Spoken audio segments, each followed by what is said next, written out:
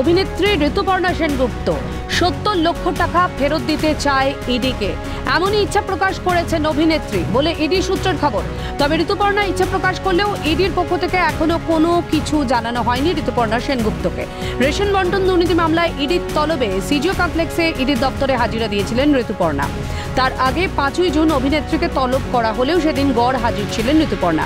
Rituparna Sengupta ইডিকে mail করে জানিয়েছিলেন তিনি কলকাতার বাইরে আছেন, তাই তিনি ৫ তারিখ ইডি দপ্তরে আসতে পারছেন না। তবে অভিনেত্রী জানিয়েছিলেন ৬ জুনের পর অন্য কোনো দিন তলব করলে তিনি হাজিরা দিতে প্রস্তুত।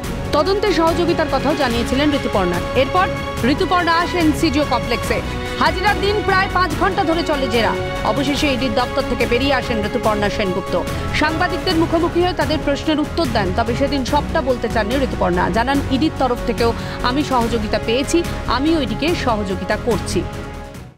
আমাকে কিছু ডকুমেন্টস প্রোভাইড করতে বলেছিল ওদের ইনভেস্টিগেশনের কোঅপারেশনের ব্যাপারে। আমি প্রোভাইড করে দিয়েছি। দে আর হ্যাপি উইথ মাই কোঅপারেশন। এটাই হচ্ছে ব্যাপার। এই দুর্নীতির সাথে আমার কোনো কানেকশন নেই। একটা ডকুমেন্ট ওরা চেয়েছিল, আমি সেটা দিয়ে দিয়েছি, আমার অ্যাকাউন্টেন্টও দিয়ে দিয়েছি, আমরা ওনাদের বুঝিয়ে দিয়েছি এবং they are very happy with my cooperation. ওনারাও কোঅপারেট করেছেন, আমিও কোঅপারেট করি। বেশি কিছু আমি এখন বলতে পারবো না। এরপরে যখন কিছু হবে আমি বলবো। কোনো লেনদেন কি হয়েছিল? কোনো ছবি করেছিলেন কি? ডিপার্টমেন্টের এই ডিপার্টমেন্ট আর এটা আমাদের ব্যাপার, এখানে কোনো বাইরে আমরা কথা বলতে পারবো না।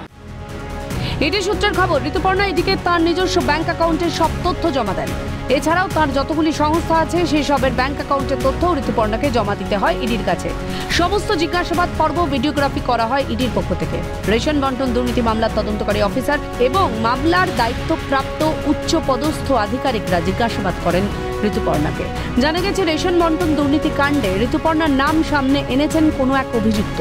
তিনি জানিয়েছেন রেশন বন্টন দুর্নীতির টাকা তিনি ঋতুপর্ণাকে পাঠিয়েছিলেন। সুতরাং ঋতুপর্ণার বিরুদ্ধে অভিযোগ যে বিস্ফোরক তা বলাই যায়। তাই কি এবার অভিনেত্রী ঋতুপর্ণা সেনগুপ্ত টাকা ফেরত দিতে চাইলেন? সত্যি কি তাহলে ঋতুপর্ণার নেওয়া টাকার সঙ্গে যোগ ছিল রেশন বন্টন দুর্নীতির? উত্তর দেবে সময়। সত্যজিৎ মুখোপাধ্যায়ের রিপোর্ট, ক্যালকাটা নিউজ।